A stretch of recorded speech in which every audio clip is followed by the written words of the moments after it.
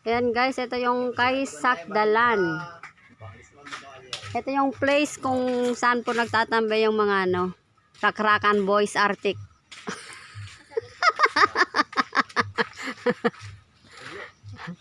Ayan may mais po na pananim dito sa bakuran ni Santi. Ayan. Ipapasyal po kayo sa view ng Barangay Furao guys. Ayan. Ayan po guys, ang daming mangga. Meron pong mga saba. At may mga iba't ibang sampalok yata to.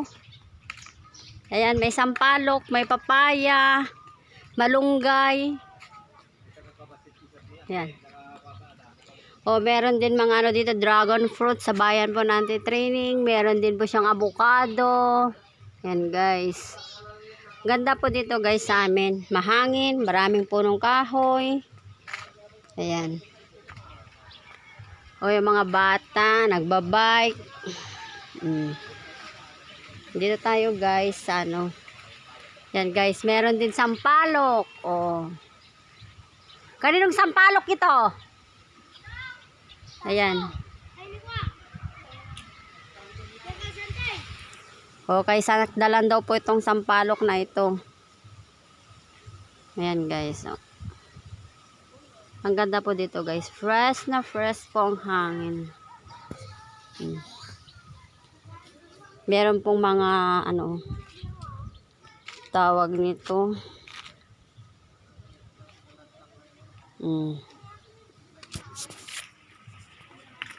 Meron dragon fruits, meron santol, may suha. Ayan. Meron din kay mito. Ayan, saging.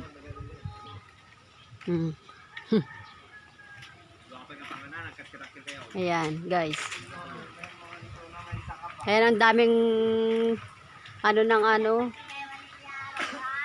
daming bunga ng suha. Ayan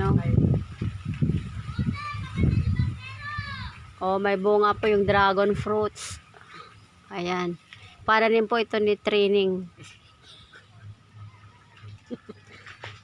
Ni Master, gawin na video ni Master. Ayun na yung Master daw. Ayan ka dito, interviewin ka ito damdama. Gawin ka tako